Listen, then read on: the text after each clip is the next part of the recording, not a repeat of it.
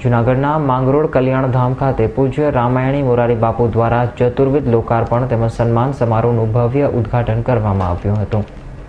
માંગરોળ તાલુકા સર્વોદય સેવા સમિતિ દ્વારા આજે કલ્યાણધામ ખાતે રાષ્ટ્રીય, માનવીય, રચનાત્મક, સામાજિક, શૈક્ષણિક, સાંસ્કૃતિક તેમજ આરોગ્યમય સેવા ક્ષેત્રે સતત સેવારત એવી સર્વોદય સંસ્થાની સ્થાપનાના 21મા વર્ષે અને કલ્યાણધામ વૃદ્ધાશ્રમની સ્થાપનાના 11 વર્ષની ઉજવણીના ઉપલક્ષમાં 4 નવનિર્મિત સ્થાપત્યોનું સમાજને લોકાર્પણ સર્વોદયના નિર્માણ કાર્યમાં આજ દિન સુધીને દાન આપી સેવાદીપમાં દિવેલ પૂરું પાડેલ દાદાશ્રીઓનું સન્માન તથા સંસ્થાઓના વર્ષોથી એવા સેવા કર્મયોગી તરીકે સેવા બજાવેલ તેવી વ્યક્તિઓ તથા માંગરોળ વિસ્તારના નારી સશક્તિકરણની મિસાલ એવી નારી રત્નોનું સન્માન તેમજ લોક પ્રતિનિધિઓનું પૂજ્ય રામાયણ સંત શ્રી મોરારી બાપુ હરિયાણીના વર્ધ હસ્તે કરવામાં આવેલ હતું।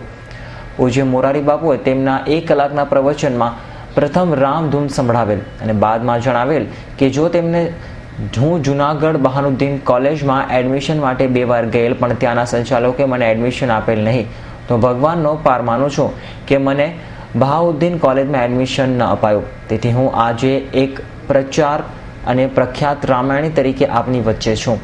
જો બહાઉદ્દીન કોલેજમાં એડમિશન આપ્યું હોય અને હું ગ્રેજ્યુએટ થયો હોત તો હું આજે તમારી વચ્ચે એક પ્રખર રામાયણી તરીકે ન હોત। બહાઉદ્દીન કોલેજનો ખૂબ ખૂબ આભારી છું તેમ તેમની આગવી શૈલીમાં જણાવેલ। પછી મને રતુભાઈ અહાણીની સંસ્થામાં પ્રાઇમરીમાં શિક્ષક તરીકે નોકરી આપી તેમનો પણ હું ખૂબ આભારી છું તેમ જણાવેલ। લોકોએ તાળીના ગડગડાટથી વધાવી લીધેલા હતા।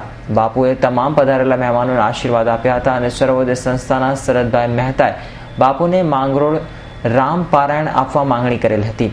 આ કાર્યક્રમમાં જૂનાગઢ સાંસદ રાજેશભાઈ ચુડાસમા, અરવિંદભાઈ લાડાણી, કિશોરભાઈ ધારાસભ્ય, પૂર્વ મંત્રી ચંદ્રિકાબેન ચુડાસમા, ભીખુદાનભાઈ ગઢવી, કુભિયાણા ધારાસભ્ય કાંધલભાઈ જાડેજા, મુખ્ય સચિવ SK નંદા, નગર પ્રાથમિક પ્રમુખ મોહમ્મદ હુસેન ઝાલા, મેરામણભાઈ યાદવ તેમજ જાણીતા દાનવીર મગનભાઈ વ્યાસ, જિલ્લા પંચાયત સભ્ય જેઠાભાઈ ચુડાસમા વગેરે આગેવાનો તથા બહુજનો બહોળી સંખ્યામાં ઉપસ્થિત રહ્યા હતા।